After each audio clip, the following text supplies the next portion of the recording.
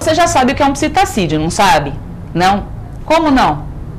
Você é danadinho, né? Não assistiu nossos programas anteriores? Mas tudo bem, dessa vez vocês estão perdoados.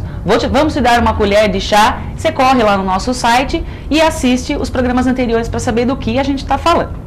Retomando o assunto, hoje nós vamos falar sobre um outro tipo de psitacídeo, o agaporni. Hoje nós vamos conversar com o Sr. Beto, nosso consultor de aves do programa Pet Companhia, a respeito de uma raça muito interessante, muito bonitinha, bastante criada e procurada, que são os agapornis. Explica um pouco pra gente algumas características gerais dessa raça de ave, que tem sido procurada cada vez mais. É um animal muito bonito, muito interessante, né? Várias cores. Vamos falar um pouquinho sobre eles. Você sabe a origem deles? Sim, a origem dele é da África, Tanzânia. É onde dá mais os personata e os fishes. Então vem da Tanzânia, da África, cria muito bem. Aqui já no Brasil desenvolveram, fizeram muitas mutações, então hoje tem bastante cores, porque lá é só o verde. Só o verde. Agora você vê o azul, vê o amarelo, vê o diluído, vê o lutino, um monte de cobalto, um monte de cores, mas já feita aqui por nós, entende? Porque lá é só verde a origem dele. Cria muito bem em cativeiro. Quantos filhotinhos normalmente? 4 a 6 ovos, mas geralmente 4 filhotes eles criam. Cria muito bem.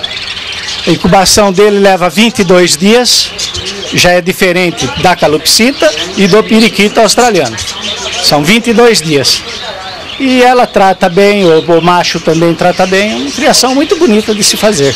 Perfeito. E qual é a época do ano que eles dão cria?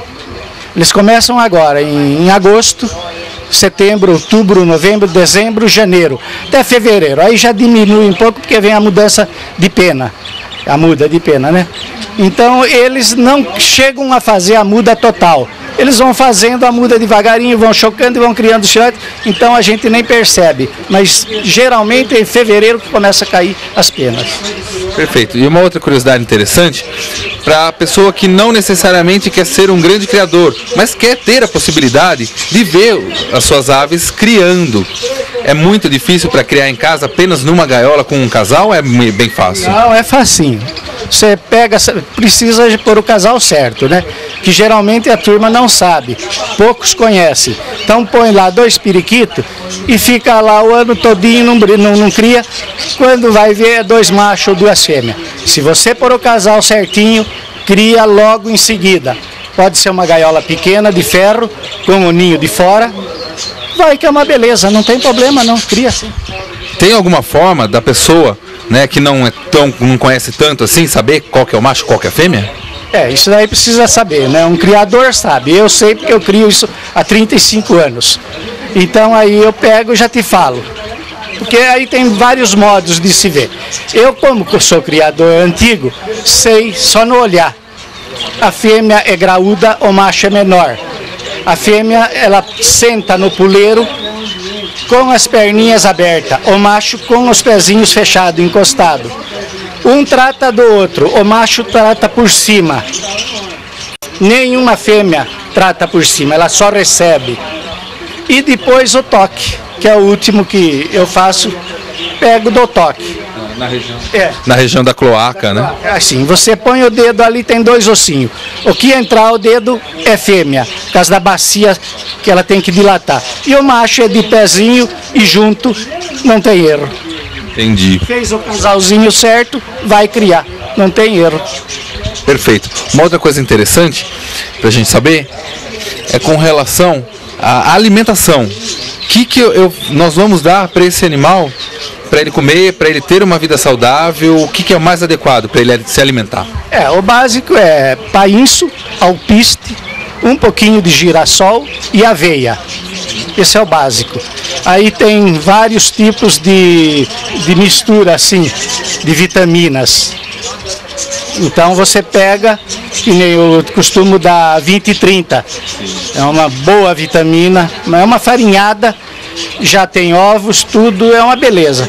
Você só adiciona um pouquinho de água, faz ela ficar bem fofinha e dá para ele, só. precisa mais nada. Ele come, trata dos filhotes, desenvolve, que é uma beleza. Perfeito, interessante. Uma outra coisa que eu queria que o senhor explicasse pra gente é com relação a ele pode ser criado fora da gaiola, assim como o periquito, como a calopsita, que a gente já apresentou em programas passados. A gente pode criar ele fora da gaiola com a gente, assim, mansinho? Pode sim, mesma coisa, como a calopsita. Você tira ele com 12, 13 dias, já empenadinho, mas não filhote, não comendo sozinho. Você trata dele com seringuinha e vai criando. Quando ele começar a comer sozinho, mesmo serviço você faz. Corta a asinha dele, uma só, aí fica de dedo, de ombro, no chão, todo lugar. Fica mansinho, como um papagainho. Eles não são nem um pouco agressivos, são super tranquilos? De filhote, não. Se você pegar adultos, são agressivos. Você pega ele te morde. E morde doído. Precisa saber até pegar ele, porque senão ele morde. Dá para ter vários também numa mesma gaiola ou normalmente é manter só o casal? Não, dá. A mesma espécie você pode ter. Como você pega uma calopsita, você põe 5, 6, tudo bem. Periquito australiano, você põe 5, 6. E o agaporn, mesma coisa. Cada qual com a sua raça. Pode pôr quanto quiser. 1, 10, 5, ou quanto você quiser. Não tem problema. Me parece que para ele criar tem um ninho específico, né? É uma caixinha, como é que é? Tem, é uma caixa de madeira, aproximadamente uns 25 centímetros de largura e uns 35 de altura. Então ali você põe na gaiola, pega palha de vassoura, faz o ninho, põe a mão assim faz como se fosse fazer um ninho e põe lá. E um pouquinho de palha você joga na gaiola, que ela pega aquela palhinha, vai lá e envolve de novo em cima do ninho, fazendo umas voltinhas como ela gosta. Fica ótimo. Para a gente fornecer o material para a fêmea começar a colocar o ninho, fazer, né, montar o ninho, que época do ano que a gente precisa começar a fornecer esse material para ela fazer o ninho? Em julho, em junho ou julho, você já começa a pôr aí a palhinha, porque assim em agosto já pega firme e vai embora. Aí cria muito bem.